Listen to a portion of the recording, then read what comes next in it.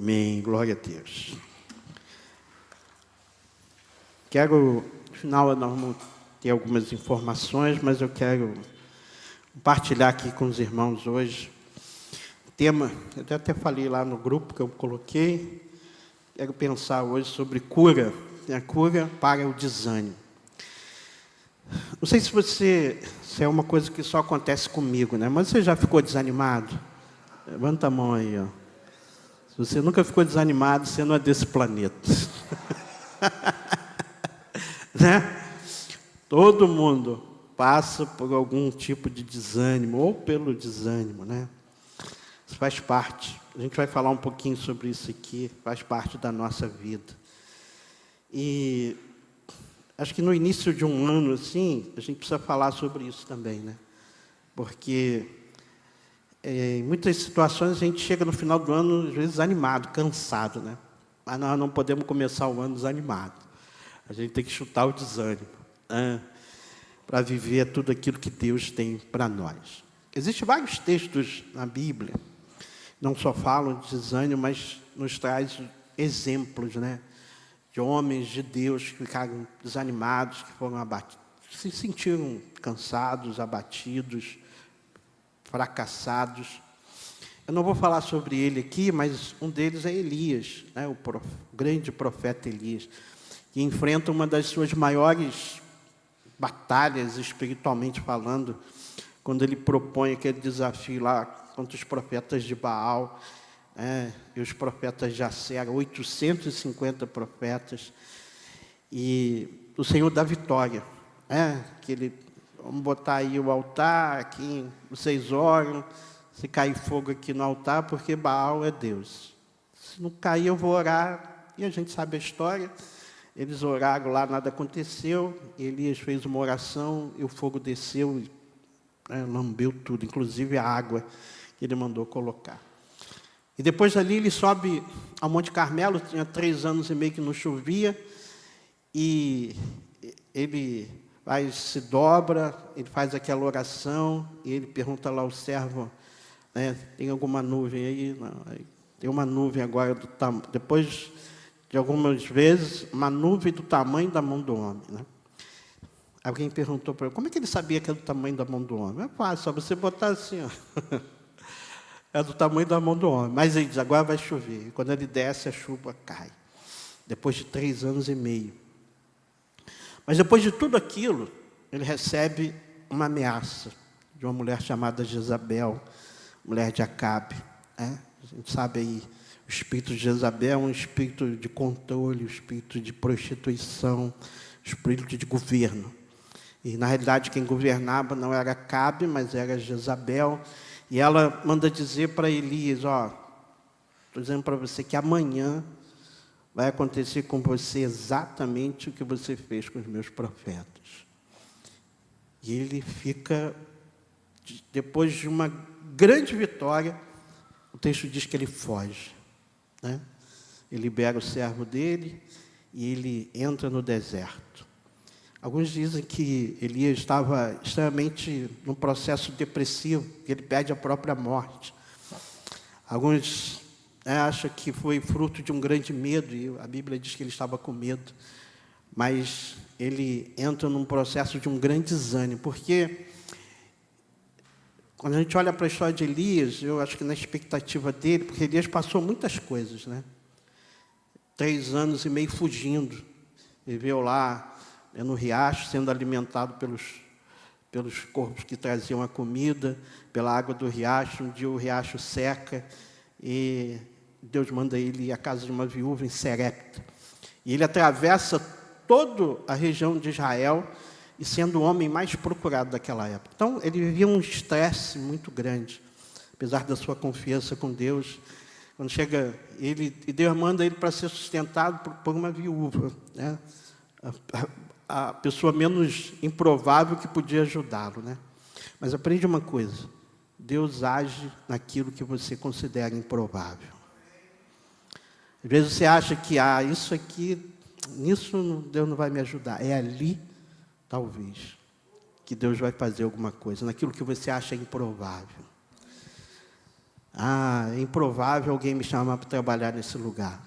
Creia que Deus pode fazer com que você vá trabalhar. É improvável que eu faça essa faculdade. É nessas coisas que Deus gosta. Ele age no improvável. E isso, né, Elias achou que estava tudo resolvido. Agora é só vitória, como a turma diz. Mas ele recebe uma ameaça. Ele pensou que Jezabel estava vencida. Mas ele é tomado por um desânimo muito grande e foge. E a Bíblia diz que ele entrou no deserto, dormiu, o anjo acordou ele, deu comida, deu água, ele anda 40 dias, 40 noites, e depois ele vai para a caverna, né? E ali na caverna ele faz aquela oração meio de vítima, dizendo: Senhor, não tem ninguém, só sobrou eu. Aí Deus fala para ele: o que você está fazendo aqui, Elias? Deus estava dentro da caverna com ele. Esse texto é interessante. Deus diz assim, porque a gente acha que só a gente está sofrendo, né? Só a gente luta, só a gente está, né, passando pelos problemas. E Deus diz para ele: você não está sozinho, tem 7.000 lá que não dobraram o seu joelho, sai daí, cara, eu tenho coisa para fazer. Aí ele manda Elias sair, e Elias vai levantar outros reis, e levanta um sucessor também, que é Eliseu. Mas esse é um exemplo de alguém que passou por um processo de desânimo. Mas eu quero compartilhar aqui um texto, que lá no Novo Testamento, que é uma parábola, na realidade, que vai nos ensinar o inverso disso. Uma pessoa que, apesar das dificuldades, ela não permitiu que o desânimo tomasse a sua vida. Mas ela se manteve firme, ela perseverou, mesmo quando o improvável, né, isso não vai acontecer, mas ela perseverou. Vamos ler Lucas, capítulo 18, verso de 1 a 8. É a parábola da viúva persistente, né? Na minha versão NVI tem esse título aqui. Diz assim o texto, olha, se quiser acompanhar lá. Então Jesus contou aos seus discípulos uma parábola para mostrar-lhes que eles deviam orar sempre e nunca desanimar. Ele disse: certa cidade havia um juiz que não temia a Deus, nem se importava com os homens. E havia naquela cidade uma viúva que se dirigia continuamente a ele, suplicando-lhe: faze-me justiça contra o meu adversário. Por algum tempo ele se recusou, mas finalmente disse a si mesmo: embora eu não tema a Deus e nem me importe com os homens, esta viúva está me aborrecendo. Vou fazer-lhe justiça para que ela não venha mais me importunar. Preste atenção no verso 6 e 8, 6, 7 e 8. E o Senhor continuou: ouçam o que diz o juiz injusto.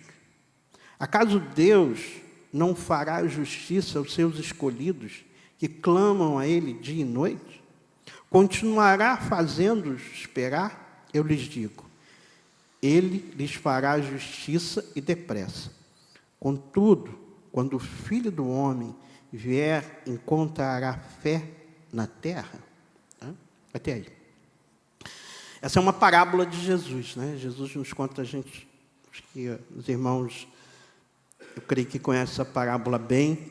E a parábola fala sobre perseverança, sobre dever de orar sempre, e sobretudo de nunca desistir. Deus, em toda a sua palavra, Ele nos exorta a não desfalecer, a não desistir e a nem desanimar. Mas muitas vezes nós somos tomados por aquilo que a gente chama, né, de desânimo. A gente fica desanimado. Se aborrece, se entristece, as expectativas são frustradas, a gente fica cansado. Né? Às vezes a gente espera tanto alguma coisa e aquilo não acontece e a gente, né, desanima. E o desânimo, ele pode constituir-se, na realidade, algo que é ruim, algo que é um empecilho. É aquilo que Deus quer fazer na nossa vida e através da nossa vida. Porque um desânimo, ele pode conduzir uma pessoa, talvez como aconteceu com Elias, a uma depressão. a uma vida de murmuração, ao abatimento, ao fracasso, e até levar algumas pessoas a desistir da luta. E às vezes essa luta está até prestes a ser vencida, né? Mas a pessoa para. A gente vê a história do povo de Israel quando chegou diante da terra prometida e eles ficaram desanimados porque foram tomados por um medo. Quer dizer, não vamos entrar porque os 10 espias que foram disseram que a gente vai ser destruído. Eles ficaram desanimados. Percebe como a expectativa daquele povo quando saiu do Egito e Deus vai levar eles para uma terra que mana leite e mel. Aí eles chegam diante da terra, existe uma expectativa. Alguém, né, eu posso pensar que eles estavam animadinhos para entrar na terra. Vamos entrar, a terra é nossa. Mas quando os espias voltaram, a terra é boa, excelente. Mas existem cidades edificadas, gigantes. Então, se a gente entrar lá, nós vamos morrer. Só Josué e Caleb que disseram não, mas Deus disse para a gente ir e tomar posse. Deus disse para a gente perseverar. Nós não podemos desistir. Mas o que eles fizeram? Não. Nós não vamos. Então, resolveram desistir. E eles estavam, sabe, alguns metros, a gente não sabe exatamente, mas estavam diante da bênção, diante da vitória, diante daquilo que Deus tinha prometido a eles. E eles recuaram. Né? Por quê? Porque foram, em função do medo, foram tomados por um grande desânimo. Isso fez com que eles desistissem. Né? Por isso o povo ficou ficou 40 anos no deserto, até que aquela geração morresse, uma nova geração surgisse para que o povo ali tomasse posse. Então, mas eles desistiram da luta quando a bênção estava perto. E muitas vezes isso não é diferente da gente, né?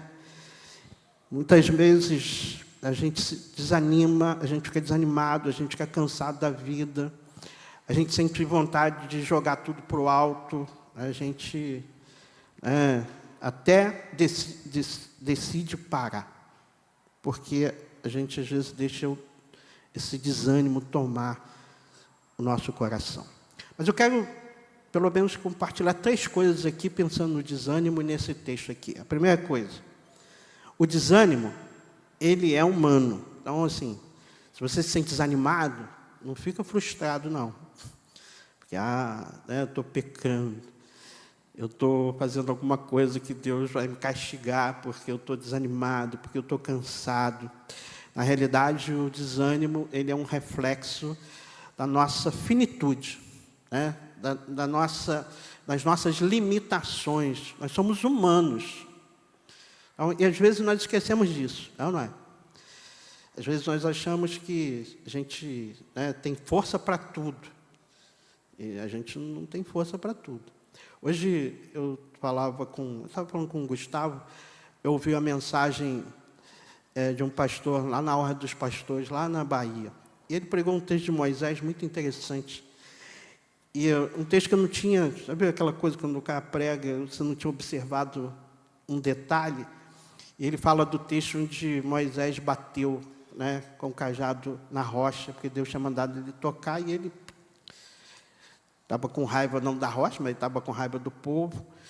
Mas ele fala uma coisa que ele diz, que um verso anterior estava dizendo que Moisés havia sepultado a irmã. Então, depois que ele sepulta a irmã, aí o pastor disse, ele não tinha que resolver o problema da água, ele tinha que viver o luto dele, né? De repente ele não estava nem preparado para viver aquilo ali, porque ele era humano. Mas ele desconsiderou isso, por isso ele foi lá e desobedeceu aquilo que Deus disse. Então, assim somos nós. Tá? É possível que você fique desanimado? Nós somos humanos, passamos por isso. O Salmo 103,14 diz, que Deus conhece a nossa estrutura e sabe que somos pó. Ele sabe que somos limitados. Ele conhece as nossas fragilidades. Então, por isso nós não podemos nos apresentar diante de Deus diferente daquilo que somos de fato. Então, não fica preocupado em né, em fazer uma maquiagem para se colocar diante de Deus, porque Deus nos olha além da maquiagem, né? Além de qualquer coisa que você tente fazer com que Deus não enxergue aquilo que está dentro de você, que isso é impossível.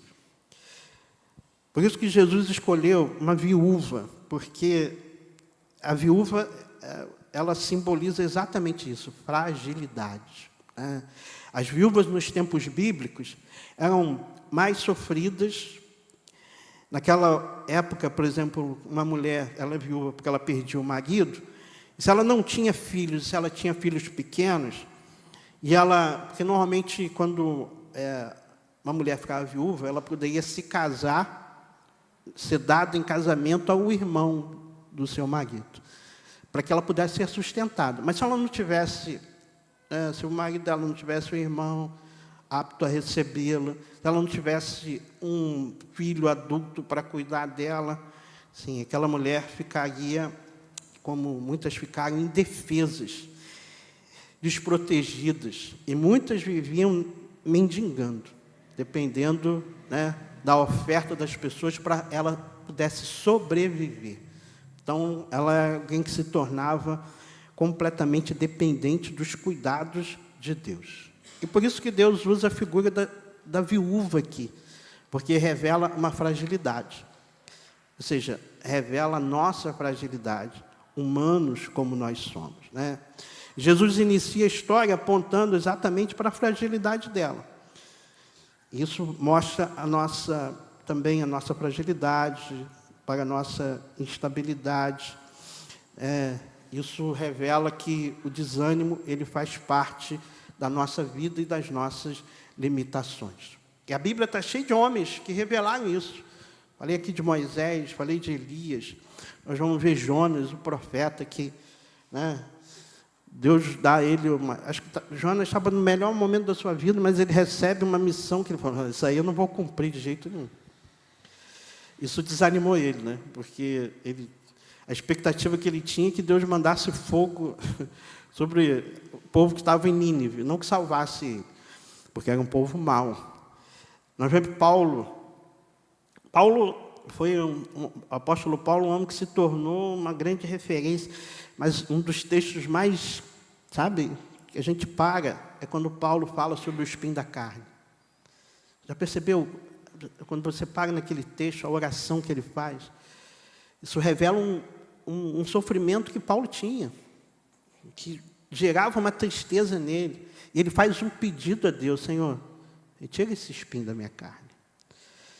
A gente não sabe exatamente o que é, eu acho que é uma coisa, mas aquilo que eu acho, necessariamente não é aquilo que pode ser. Então, eu prefiro guardar aquilo que eu acho. Mas era algo assim que abatia o apóstolo. Mas Deus disse para ele: a minha graça te basta, né? Deixa esse espinho aí. Até porque aquele espinho acho que ajudava a revelar a humanidade de Paulo, né? Que ele era alguém limitado. Então, o desânimo faz parte da nossa vida, faz parte dos personagens bíblicos. Todos eles passaram por isso, enfrentaram isso, e a Bíblia não escolhe isso. Até porque Deus não promete nos livrar desses momentos. O fato de servirmos a Deus não vai nos isentar disso. Eu escrevi uma frase aqui, é que o desânimo, ele não é um pecado, mas ele não pode nos parar. Esse é o problema. É quando você permite que o desânimo te domine. Então, outro ponto é exatamente isso. O desânimo não deve nos dominar. Então, os servos de Deus que se sentem abatidos em determinado momento, eles não podem se entregar ao desânimo. A gente não pode deixar que o desânimo tome conta da nossa vida. Quando a gente olha para a história da viúva aqui, né, por isso que eu disse que a questão é inversa. Eu relatei aqui a situação de Elias, que foi tomado por um desânimo que paralisou ele. Fez com que ele ficasse com medo, quisesse perder, não quero morrer, aquela história toda, sou o último, né? A última bolacha do pacote aqui, não sobrou ninguém, estou suportando isso aqui há tanto tempo, né? E o negócio não resolve. Ele já achou que Deus tinha perdido, e o cara tinha enfrentado 850 profetas de Baal, e eles tinham morrido, e Deus tinha descido fogo do céu, mas mesmo assim ele se permitiu, né? Mas nós vamos ver uma viúva aqui, na sua condição de viúva, e ela tinha algo a ser resolvido. Então, assim, ela não tinha ninguém do lado dela. Ela tinha diante dela um juiz, que a Bíblia diz que era um juiz mau, né? Eu escrevi aqui, um mau caráter. Era um corrupto, ele só julgava aquilo que ia beneficiar ele. Então, se ele não se importava nem com Deus, com os homens, imagina com uma viúva. Para ele, ó. Então, ela estava diante de um grande desafio. Mas ela precisava, nós não sabemos exatamente qual era a situação em que dela que precisava ser julgado, mas isso ia interferir na sua vida, e talvez na sua sobrevivência. Aquilo que o juiz fosse determinar, talvez ia ajudar aquela mulher a sobreviver, diante das dificuldades que ela tinha. Mas nós vamos ver que ela, né, perseverou. Apesar da postura do juiz, sabe, da indiferença do juiz e da própria condição dela de fraqueza, o texto diz que ela diariamente, ela ia até o juiz e pedia para que ele pudesse julgar a causa dela.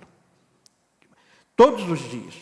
Eu fico tentando imaginar que ela ficava na porta lá de onde o juiz entrava. O juiz ia para casa, mas no outro dia ele tinha que voltar para assumir o seu posto.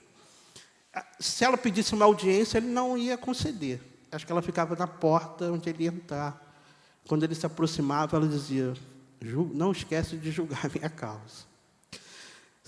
Acho que quando ele saía, ela estava lá para falar a mesma coisa. E todos os dias isso acontecia. Imagina aí, você todo dia alguém, ela julga a minha causa. E de repente ela falava isso na frente das outras pessoas, e ela não estava importando com isso, mas todos os dias ela estava lá falando a mesma coisa para aquele homem. Julga a minha causa contra o meu adversário. Resolve o meu problema. Eu preciso, todos os dias. E ele certamente já tinha dado para ela algumas palavras que não eram boas, que não foram nem registradas.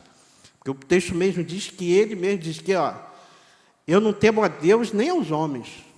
Tenho um comprometimento com ninguém. Mas ela perseverou. A perseverança é uma qualidade indispensável a todos os que desejam ser vitoriosos na vida. Porque quando a gente não persevera, logicamente a gente vai parar. E Jesus nos ensina que devemos perseverar nas lutas, nos sonhos, nos projetos, nos relacionamentos e, sobretudo, na oração, né? E aquela mulher perseverou, ela se manteve firme. Alguém já disse que não há luta, não há vitória sem luta, assim como não há conquista sem perseverança. Não podemos desistir. Experimentar o desânimo, até nós podemos, faz parte da nossa natureza humana. Superar o desânimo é um dever. Entregar-se a ele, aí sim é um pecado. E quando você permite que o desânimo tome a sua vida, eu vejo que isso, de alguma forma, é uma incredulidade até. Porque quando a gente desanima, a gente está declarando para Deus que nem Deus é capaz de resolver aquilo que a gente precisa que seja resolvido, né? E a parábola vai, aqui no final nós vamos ver que vai ensinar isso. Porque Jesus diz, se um juiz que não é justo, mau caráter, corrupto, ele ouviu aquela mulher, quanto mais o justo juiz. Quanto mais o nosso Deus. Né? Então, assim, essa é uma aplicação que ele vai fazer. Então, nós não podemos parar. Independente das circunstâncias, nós precisamos entender que o Senhor está do nosso lado. Jesus está conosco. Ele remove os obstáculos do nosso caminho. Ele nos protege, Ele nos dá força. Ele nos faz companhia, Ele nos ajuda a ultrapassar as dificuldades. Ele, traz sobre nós os recursos que precisamos para que a gente se mantenha firme, cumprindo a missão, vencendo as dificuldades. Mas também isso vai requerer de nós coragem, fé e compromisso. E a Bíblia diz que nós recebemos um espírito de coragem, né? Nós não recebemos um espírito de covardia. Nós não somos aqueles que retrocedemos, somos aqueles que avançamos. Não. E o desânimo, se ele dominar a sua vida, se você permitir que ele te domine, ele vai te paralisar. Ele não vai permitir que você avance. Então, Deus é que Ele está conosco? Ele nos ajuda sempre, mas eu preciso ter coragem, eu preciso exercer a fé. Eu preciso reconhecer que eu preciso dEle, que é Ele que vai me sustentar. Mas quando a gente se permite ser dominado pelo desânimo, isso é complicado, né? Mas o que fazer, pastor? Como é que a gente consegue vencer o desânimo? Aí é a terceira coisa. O que nós precisamos fazer? Devemos entregar o desânimo a Deus. Essa é a parte sempre boa, né? Entrega ao Senhor. Entrega o teu caminho ao Senhor, confia nele, que o mais... Então, entregar a Ele é todas as coisas. Às vezes, não sei se você já passou alguma noite mal dormida, preocupado com alguma coisa. E às vezes a gente confia, mas às vezes é uma falta de fé nossa, né? Assim, entrega para mim aqui que eu vou resolver isso. Eu estou no controle disso.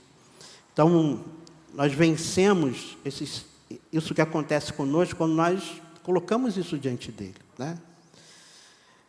E aquela mulher, ela insistiu. Isso nos mostra que nós também precisamos insistir. Aquela mulher ia àquele juiz. Uma das coisas que é extremamente importante é a oração. Talvez você esteja apresentando ao Senhor uma circunstância, uma situação que você não tem a resposta, mas não deixe de orar. Não deixe de apresentar a Ele. Até aquele momento que você vai entender, né? Que Ele vai trazer para você, vai te dar a direção, vai te mostrar que, na realidade, você precisa fazer. E aquela viúva da parábola, ela fez isso, ela insistiu. Ela insistiu tanto que ela acabou sendo, atendida. Bota aí Lucas 18 para mim, 4 e 5. Diz assim, por algum tempo ele se recusou, mas finalmente disse a si mesmo: embora eu não tema a Deus, nem me importe com os homens, essa viúva está me aborrecendo. Vou fazer-lhe justiça, para que ela não venha mais me importunar. Eu fico pensando, o tom que esse juiz falou. Essa mulher, não aguento mais ela. Todo dia ela repete a mesma coisa. Todo dia ela fala a mesma coisa, né? E ela fez aquilo todos os dias. E pela persistência dela, pelo fato dela estar insistindo, aquele juiz acabou cumprindo a sua obrigação, promovendo a justiça. Embora tenha feito aquilo apenas para se livrar daquela mulher, para ter paz, vou resolver o caso dessa mulher, porque nunca mais eu quero ver essa mulher na minha frente. Ela foi lá e resolveu. Aí, veja o verso 6 e o verso 7. Bota aí para mim. E o 8. O Senhor continua. Aí Jesus vai aplicar o ensinamento da parábola, né? Ouçam o que diz o juiz injusto. Acaso Deus não fará justiça aos seus escolhidos, que clamam a Ele dia e noite? Continuará fazendo esperar? Eu lhes digo, e Ele fará justiça depressa. Contudo, quando o Filho do Homem vier, encontrará fé na terra. Então, Jesus aqui faz um paralelo, né? Ele faz uma... Né, assim, se esse juiz, que é injusto, que é mau, que não teme nem a mim, nem aos homens, ouviu aquela mulher, né, e pela perseverança dela, sabe, deu a ela aquilo que ela precisava, quanto mais Deus, quanto mais o nosso Pai, né, o nosso justo juiz. Porque ele não está dizendo que Deus, Deus nunca vai agir como aquele juiz injusto, porque ele é o justo juiz. Mas o que ele está nos ensinando é que nós precisamos perseverar, nós precisamos insistir, nós precisamos bater a porta, nós precisamos buscar, né? Nós precisamos estar diante dele sem desistir todos os dias, porque ele está atento a nosso pedido, a nossa oração, e ele vai responder. Mas muitas vezes você pode dizer, mas eu oro tanto, pastor, não vejo sinal. Quando oramos e não vemos o sinal imediato da resposta, aí nós somos muitas vezes tentados, nós nos sentimos desencorajados, magoados e sem esperança. Mas devemos continuar mesmo assim orando, trabalhando e pedindo. Não podemos desistir da luta, pois a solução certamente virá. E é isso que a parábola nos ensina aqui. As únicas armas que aquela viúva possuía era o direito de estar ao seu lado e a própria perseverança. A única coisa que ela podia é de insistir com aquele homem, mais nada. E de falar, mais nada. E quanta gente, né? Quanto nós temos inimigos, estamos sendo afligidos. Quem são os nossos adversários? O diabo, os perseguidores, a doença, ou somos nós mesmos? Não importa. Não importa o que seja. Não importa aquilo que está gerando desânimo em você. Nós precisamos apresentar isso a Deus. A ordem de Deus e a direção que Ele nos dá é que nós precisamos perseverar, porque Ele fará justiça. Ele vai responder. Nós não podemos nos permitir ser abatidos pelo desânimo. Nós somos escolhidos de Deus. Ele não quer que você ou eu venhamos a desanimar. Ao contrário, Ele quer nos fortalecer. Quer que vençamos e que, através da luta e da perseverança, isso gere crescimento na gente, amadurecimento na gente. Deus é um juiz muito melhor do que o da viúva, infinitamente melhor. Na vida, a única forma de perdermos a batalha é quando você deixa de lutar. Quando você para de lutar, aí você está decretando uma derrota. Porque a vitória, ela vem com a luta, né? Quando você persevera. Se tivermos fé em Deus, não haverá montanha, por maior que seja, que a gente não consiga remover.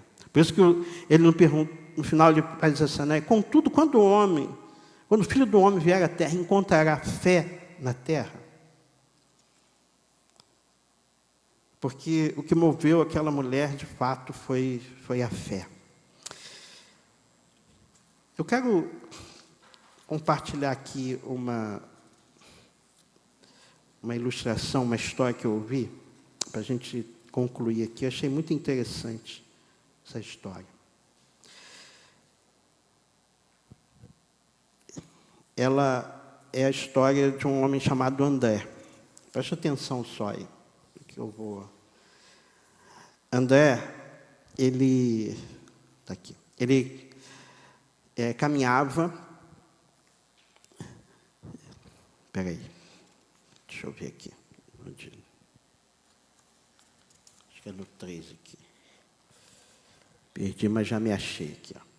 O homem que soltou as rédeas. Presta só atenção para a gente concluir aqui. Havia um homem chamado André. Ele começou a caminhar com muito entusiasmo. Pensa se essa história não parece muito com a nossa história, né? Ele tinha sonhos, ele tinha muita fé, ele tinha muita disposição para servir, e existia uma esperança muito grande no coração dele. A gente normalmente começa o ano assim, né? cheio de projeto, cheio de fé, cheio de disposição, cheio de sonho, né, cheio de esperança no coração. Mas, com o passar do tempo, a caminhada ficou difícil, ficou pesada. Aí vieram aquilo que a gente chama das frustrações. As orações que pareciam sem resposta. Quantas vezes a gente ora e a gente não vê a resposta de Deus? Portas que não se abriam. Você tem expectativa de que alguma coisa aconteça, mas aquilo não acontece. Críticas que começaram a machucá-lo, o cansaço que se acumula. Apesar de todas essas dificuldades, André continuava lutando. Ele continuava orando e orava mais. Ele perseverou, ele insistiu, ele fez como aquela mulher. Ele se esforçava, mas o desânimo foi chegando devagar, como quem não pede licença. Aí ele começou a soltar um pouco as rédeas. Primeiro, ele deixou de crer com expectativa. Não que ele deixou de crer. Não adianta criar esperança para não me frustrar. Às vezes a gente tem isso, né? Não vou ficar esperando muito, porque talvez isso não aconteça. Depois ele deixou de tentar. Ele veio com aquele discurso, já fiz tudo que eu pude fazer. Também já é um ponto que não é bom. Significa que se você já fez tudo que você pôde fazer, eu não tenho mais nada para fazer, significa que você vai desistir. Por fim, ele deixou de sonhar. Ele dizia assim, isso não é para mim. Então, aquilo que era um sonho, ele deixou para lá. E o desânimo não o fez abandonar tudo de uma vez. Apenas o convenceu de que não valia mais a pena lutar. E André caiu em pecado escandaloso. Ele não se afastou completamente, não negou a sua fé, apenas ele parou por dentro. Até o dia que, sentado à beira do caminho, ouviu alguém perguntar, por que você está aqui, André? O que houve? Ele respondeu, cansei. Não porque perdi a fé, mas porque ficou pesado demais para mim. Aí a gente conclui que o desânimo, ele é perigoso, porque ele não nos derruba de uma vez, não nos afasta, né, completamente. Ele apenas nos domina, tirando a coragem, a esperança e a visão. Às vezes isso acontece, sabe, sem a gente perceber, sem ter essa plena consciência, isso acontece com a gente. A gente não se afasta da igreja, a gente não se afasta das atividades, a gente não se afasta de Deus, a gente não deixa de orar, mas o desânimo nos dominou. E a gente não sonha, a gente não acredita mais, a gente acha que aquilo não vai mais acontecer. E sem a gente perceber, né, a gente é tomado aí por esse desânimo. Isso é uma frase que eu botei aqui, o desânimo, ele não grita, ele sussurra até nos convencer a soltar as rédeas. Mas Jesus diz uma coisa que a gente não pode esquecer. Ele faz um convite, né? Ele nos convida. Vinde a mim todos vós estáis cansados e sobrecarregados, que eu vos aliviarei. Né? Na realidade, André ele não precisava de uma bronca, né? Mas ele precisava de uma restauração. Ele precisava de descanso, ele precisava de alimento, de palavra, de reencontro com Deus. É como Elias, né? Se a gente ler lá o texto de Elias, no capítulo 1 Reis 19, você vai ver que quando Elias ele entra no deserto, fugindo de Jezabel, ele encontra lá uma árvore lá e ele vai dormir. Ele dorme. Quando o anjo acorda ele. Imagina, querido, o anjo te acordar. Aí tinha um pãozinho lá, uma água fresquinha, ele comeu um pão. Então, ele se alimentou. Depois o anjo acorda de novo, ó. Tu vai andar aí um pedaço. Acho não, né? Deus antes que Elias chegasse lá na caverna, Deus estava providenciando sobre aquele homem descanso, porque ele dormiu. Alimento, ele se alimentou. Palavra, porque o anjo falou com ele. E lá na caverna, ele vai ter um reencontro com Deus, né? Porque talvez seja o lugar menos provável que Deus estaria, né? E Deus disse para ele: o que você está fazendo aqui, Elias? Porque Deus não falou para ele: o que você está fazendo aí? Deus disse: o que você está fazendo aqui? Deus estava com ele lá dentro da caverna. E assim Deus faz conosco, irmãos. Às vezes nós nos sentimos assim, né? Desanimados, abatidos. Como André. A gente ouve uma mensagem, já tem que ter ânimo, aí a gente continua. Mas aquilo não acontece como eu quero que aconteça. E se a gente menos perceber, a gente vai abrindo mão, sabe? Daquilo que a gente tem pedido a Deus, daquilo que a gente espera, do sonho que a gente tem. E a gente passa a não acreditar naquilo. Mas quero dizer para você que essa incredulidade pode ser fruto desse desânimo. E que você saia daqui dessa noite entendendo de que o Deus que nós servimos é um Deus que nos conhece. Ele conhece as nossas limitações, os nossos defeitos, as nossas fragilidades e o nosso desânimo. Ele não vai nos dar uma bronca por causa disso, mas Ele vai nos restaurar. Ele vai trazer sobre a sua vida e sobre a minha vida o descanso que a gente precisa, o alimento que eu preciso. Não só o físico, mas o espiritual sobretudo. E a sua palavra, né, quando a gente se coloca diante dela, essa palavra vai nos reanimar, vai nos fazer, a palavra que a gente tem usado aqui, se conectar. Porque o desânimo, ele pode nos desconectar com Deus. Mas quando nós estamos conectados com a palavra, comprometidos com a missão, a gente não desiste, a gente persevera. E nós vamos contemplar Deus fazendo coisas extraordinárias na nossa vida. Amém, queridos? Feche seus olhos aí, vamos orar. Antes da gente... Eu não sei se você está desanimado. Às vezes a gente diz para a gente mesmo que a gente não está, né? Mas a gente quer lutar, e a gente precisa lutar mesmo. Mas se Deus trouxe você aqui hoje, ou você está assistindo essa transmissão, tem se sentido desanimado, como Deus fez com Elias, Deus quer fazer com a gente. Ele quer cuidar da gente, né? E como a mulher, como a viúva que perseverou diante do juiz, Ele quer que a gente persevere diante dele. E a resposta que você está precisando vai chegar sobre a sua vida. Vai chegar. Não desista. Não abra mão daquilo que Deus tem para a sua vida, do sonho dele, do projeto que Ele tem para você. Não se permita ser dominado por esse medo. Pai, nós louvamos o Teu nome, ó Pai. Somos gratos a Ti. Porque, Pai, reconhecemos o quanto somos frágeis, o quanto somos fracos, o quanto somos limitados, ó Pai. E reconhecemos, ó Pai, que na nossa caminhada, muitas vezes nos sentimos assim, como Elias.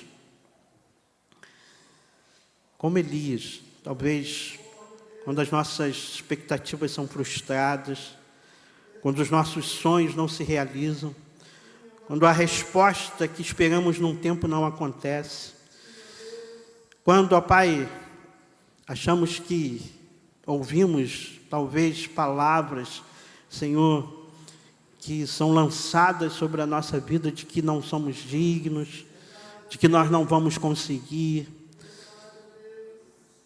Mas sabemos, ó Pai, que a última palavra, ela pertence a Ti. Obrigado, Senhor, porque apesar daquilo que somos, Senhor, nós sabemos aquilo que Tu és. E apesar do que somos, Senhor, e daquilo que Tu és, Tu se importa conosco. Tu nos ama. E Tu provaste isso por nós quando enviaste o Teu Filho para morrer ali na cruz por nós.